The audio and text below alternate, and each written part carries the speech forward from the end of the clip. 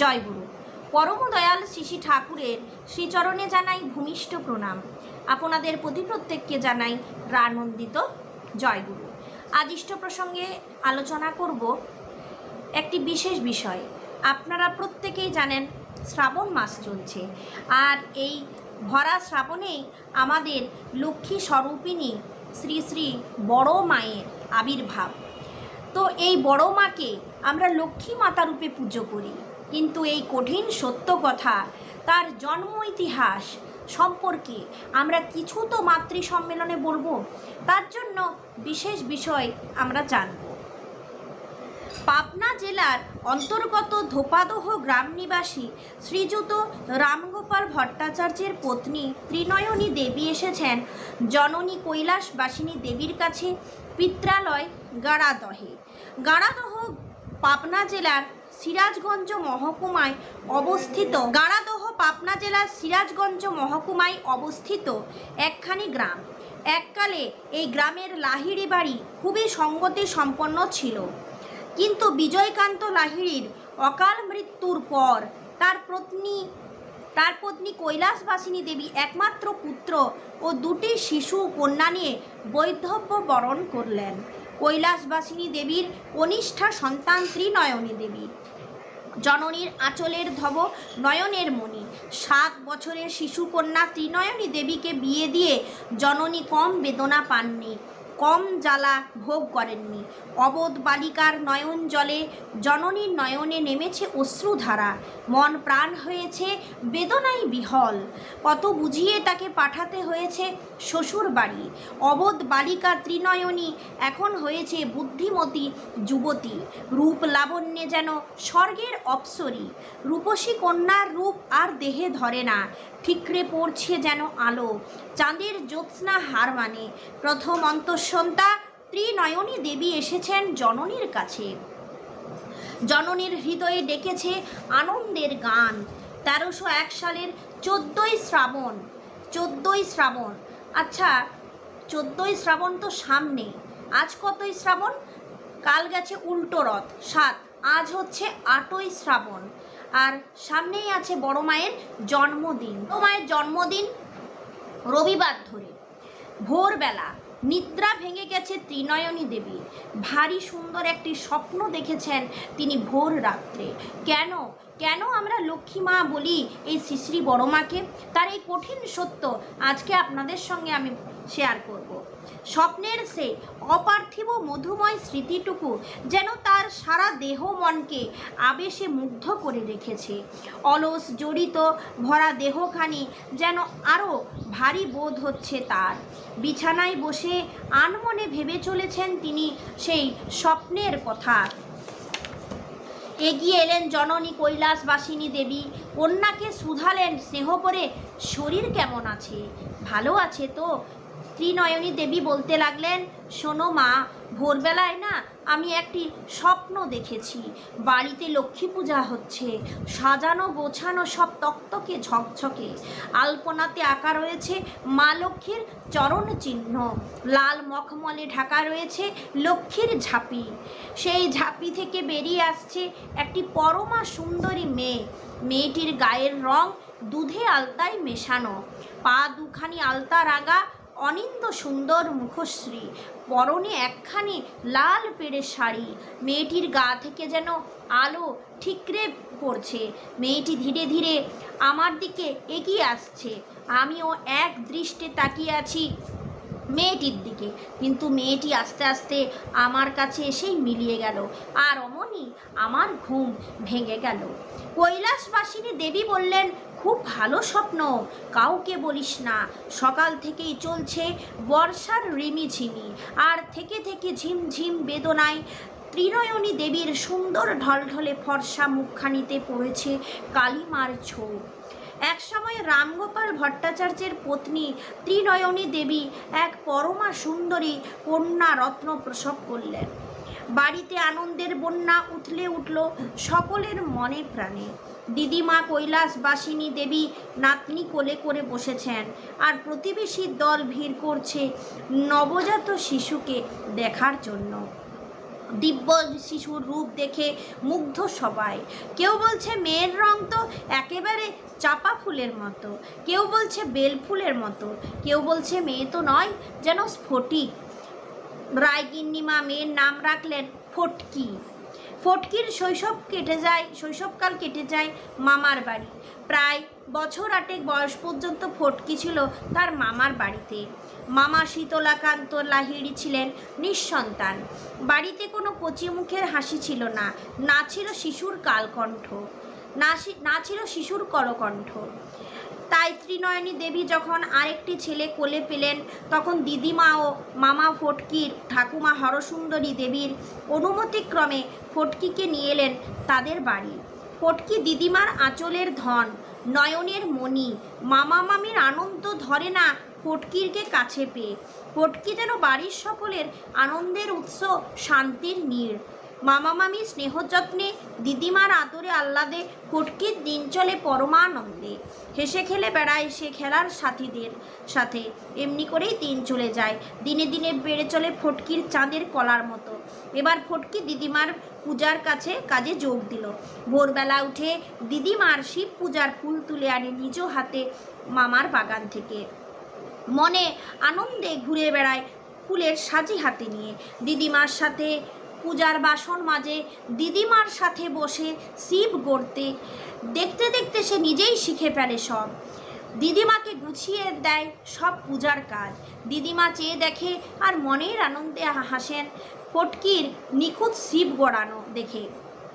এই তো শ্রাবণ মাস চলছে, বড় মাও শিবের পুজো করতেন। মামার বাড়ির আমোদে আহ্লাদে দিন চলে ফটকির পরম আনন্দে। ফটকির চলার ছন্দে বেজে ওঠে পায়ের মল, দুলে ওঠে কানের দুল। উজ্জ্বল গৌরকান্তি লক্ষ্মী প্রতিমা যেন নেচে বেড়ায় মনের আনন্দে গাড়াদহের লাহিড়ী বাড়িতে। এবার জননীর ডাক এলো। ফটকি চলে এলো পিতার সংসারে জননীর কাছে। পিছনে পড়ে রইল মামার বাড়ি। দিদিমার মামা মামির সজল আঁখি। পিতা রামগোপাল ভট্টাচার্যের কর্মস্থল পাবনা শহর। পাবনা উচ্চ ইংরাজি বিদ্যালয়ে তিনি প্রধান শিক্ষক। রাত্রে পিতার বাসায় এসে ফটকিকে ডাকেন বইখানা নিয়ে আসতে। দেখেন মেয়ে অনেকখানি শিখেছে তার মামার কাছে। ফটকির মেধা ও স্মৃতিশক্তির প্রখরতা দেখে পিতা আরও আগ্রহে পড়িয়ে চলেন কন্যাকে। লেখাপড়া ছাড়া ফটকি মায়ের কাজেও সাহায্য করে। ছোট ভাই কালিদাসকে নিয়ে খেলা করে, খেলার সঙ্গীদের সাথে বেড়াতে চায়। এমনি করেই পরমানন্দে দিন চলে ফটকির। পাবনা জেলার হিমায়তপুরে গ্রামের চৌধুরী বাড়ির বধূ ত্রিনয়নী দেবীর মামাতো দিদি চৌধুরী বাড়িতে উপনয়ন উপলক্ষে নিমন্ত্রণ হয়েছে ত্রিনয়নী দেবী। কুটুম্ব বাড়ি এসেছেন ছেলে মেয়েদের নিয়ে নিমন্ত্রণ রক্ষা করতে। ফটকিও এসেছে মায়ের সাথে উপনয়ন দিন। সকাল থেকে কাজের অন্ত নেই।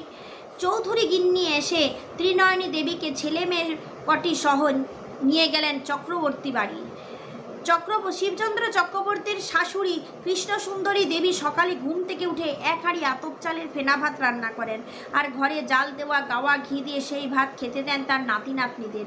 চৌধুরী গিন্নি এসে কৃষ্ণসুন্দরী দেবী কথা বলেন। আগমনের কারণ জানতে পেরে সাগ্রহে ঠিক করে দিলেন তাদের খাওয়ার জায়গা। ফটকির দিকে চেয়ে বলেন তাও ওকে বসে অনুকূলের সঙ্গে, মানে ঠাকুর আর আমাদের বড় মায়ের সেই যোগাযোগ শুরু হলো, সেই সাক্ষাৎ শুরু হলো। এর পরের যে ঘটনা, এটা কিন্তু আমি আজকে আপনাদের বলবো না, এটা আমি বলবো পরের দিনে। মানে আমাদের ঠাকুরের সঙ্গে বড় মায়ের এই আলাপ শুরু হলো। তো এটা আমি জয়তু জননী মেয়ে বইতে 183 পাতায় পাঠ করছি। কালকে ঠিক 83 পাতা খুলব আর আপনাদের ঠাকুরের সাথে বড় মায়ের আলাপ সম্পর্কে কিছু কথা বলবো। আমার চ্যানেলে ভিউজ আসুক কিংবা নাই আসুক, আমি চাই বড় মায়ের কথাগুলোকে শেয়ার করতে। অনেকেই হয়তো স্ক্রোল করে বেরিয়ে যান, দেখতে চান না। কিন্তু একটা কথা ঠিক, এই শ্রাবণ মাসে এই বর্ষাতে আমাদের বড় মায়ের আবির্ভাব আর বড় মায়ের কথা বলা, শোনা এবং কিছু শিক্ষা নেওয়া আমাদের প্রত্যেকেরই উচিত। তাই আপনারা চ্যানেলে ভিডিওগুলো দেখবেন। ঠাকুরের আর বড় মায়ের যে একটা যোগাযোগ, সেটা পড়তে খুব ভালো লাগে। তাদের আলাপ, তাদের বিয়ে হওয়া, এই ঘটনাগুলো তো দেখুন আমরা সারা মাস আর আওড়াই না, আর শোনাও হয় না। এই ঘটনাগুলো যেন চাপা পড়ে গেছে আর আমরা যেন ভুলে গেছি, তাই না? তো এই জন্য আমি এটা পাঠ করলাম যে বড় মায়ের জন্মের ইতিহাস, এটা আমরা একটু সামান্য জানলাম। আর বড় মা কীভাবে শিব গড়তেন, কীভাবে পুজো করতেন, দিদিমার সাথে শিব পূজা করতেও কিন্তু শিখে গেছিলেন আমাদের শ্রী শ্রী লক্ষ্মী স্বরূপিণী বড় মা। তো এই বড় মা শিবের পুজো করতেন। আমরা প্রত্যেকে শ্রাবণ মাসে শিবের মাথায় জল ঢালতে যাচ্ছি, শিবের পুজো করছি। আচ্ছা, আরও একটা কথা আছে, আমরা অনেকেই বলে থাকি যে শ্রাবণ মাসে, ভাদ্র মাসে, শ্রাবণ মাসে শিশি বড় মার জন্ম মাস আর ভাদ্র মাস শিশি ঠাকুরের জন্ম মাস। আমরা অনেকেই ভাবি এই মাসগুলোতে নিরামিষ খেতে হয়। কে কিভাবে ঠাকুরকে ভালোবাসেন, কে কিভাবে পালন করেন সেটা তার কথা। শ্রাবণ মাসে যে নিরামিষ খেতে হয় এমন কোনো কথা বইয়ে কিন্তু লেখা নেই। আমাদের এখানে যে ভাদ্র মাসে ঠাকুরের মানে জন্মমাস চলে, সেই হিসেবে আমাদের গুরুভাই গুরুবোনদের, কিছু গুরুভাই গুরুবোনদের দেখেছি তারা বাড়িতে প্রতিদিন নিরামিষ খান আর বলেন যে ঠাকুরের জন্মমাস আমিষ খাদ্য খাবো না। মানে অ্যাকচুয়াল যারা নিরামিষ আমিষ দুপকারী খাবার খান, যারা আমিষাশী তারা বলেন ঠাকুরের জন্মমাস চলছে, আমরা ঠাকুরের দীক্ষিত, আমরা নিরামিষ খাবো না। এরকম মনগড়া কিছু নিয়ম মানুষ প্রথম থেকেই শুরু করে দিয়েছেন আর সেই রকম হয়েও আসছে। একটা সাইড দেখেছি শ্রাবণ মাসে নিরামিষ খায় কারণ বড় মায়ের জন্ম মাস বলে, আবার ভাদ্র মাসেও নিরামিষ খায়। 2 মাস তারা মাছ মাংস পেঁয়াজ রসুন থেকে দূরে থাকে। কিন্তু এমন কোনো কোথাও কোনো বইয়ে আজ অবধি আমি পড়িনি যে ঠাকুর নিরামিষ খেতে বলেছেন এই শ্রাবণ মাসে। ভাদ্র মাসে আচার্যদেব নাকি বলেছে নিরামিষ খেতে, এমনটা কিন্তু কেউ বলে না, আচার্যদেবও বলে না, আর কোনো বইয়েও লেখা নেই। যে যেভাবে খুশি তার ঠাকুরকে ভালোবাসতে পারেন, এটা তার নিজস্বতা, যে আমি এই পদ্ধতিতে আমি আমার ঠাকুরকে ভালোবাসি। আপনারা যদি 100 জন গুরু ভাইয়ের সঙ্গে দেখা করেন কিংবা 50 জন গুরু ভাইয়ের সঙ্গে দেখা করেন, তাহলে আপনার সঙ্গে তার ফারাক বুঝতে পারবেন। দেখবেন প্রত্যেকের প্রকার আলাদা আলাদা। কেউ মানে মানুষ যে যার মতো করে ঠাকুরকে ভালোবাসেন। কেউ চায় গানের মধ্য দিয়ে তাকে প্রকাশ করতে, কেউ চায় ইষ্ট প্রসঙ্গ বিভিন্ন রকম ঠাকুরের বক্তব্য বলে তাকে প্রতিষ্ঠা করতে, কেউ কবিতা লিখে প্রতিষ্ঠা করতে চায়।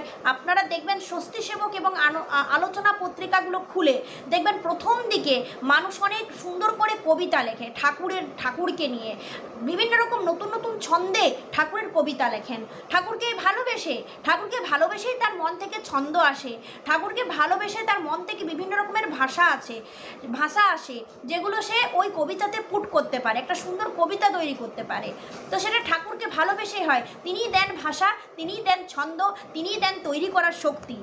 তো সেটা ইষ্টপ্রসঙ্গ হোক, কবিতা হোক, গান হোক, কেউ চায় বিভিন্ন জায়গায় মানুষের দুয়ারে দুয়ারে ঘুরে আচার্যদেবের কথা মতো মানুষের খবর নিয়ে যাজন করে ঠাকুরকে প্রতিষ্ঠা করতে। মানুষ বিভিন্নভাবে তার নিজস্ব ঠাকুরকে ভালোবাসেন, তো সেটা তার ব্যাপার। কিন্তু নিরামিষের কথাটা কিন্তু অ্যাকচুয়াল কোথাও বলা নেই। তাই আপনাদের ইচ্ছে, আপনারা যেভাবে খুশি আপনার ঠাকুরকে বড় মাকে ভালোবাসুন। আমরা আমাদের বড় মাকে ঠাকুরকে যেভাবে খুশি ভালোবাসতে পারি, এতে কোনো বাধ্যবাধকতা নেই। ভালোবাসায় কোনো বাধ্যবাধকতা হয় না। আমি চাই আপনারা শ্রাবণ মাসে প্রত্যেকে শিবের পুজো করুন, ভালো থাকুন। বড় মাও শিবের পুজো করতেন, শিব গড়তেন, দিদিমার সঙ্গে থেকে থেকে শিখে গিয়েছিলেন। আর কালকে আমরা ঠাকুরের সঙ্গে বড় মায়ের যে কথা, সেই সম্পর্কে ঠাকুরের সঙ্গে যে শিশি বড় মায়ের আলাপ, তাদের বিয়ের কথা সংক্ষেপে আমরা কিছু কথা আলোচনা করব, যেগুলো মাতৃ সম্মেলনে মানুষকে শোনাতে হয়। আজ এই পর্যন্ত। জয় গুরু।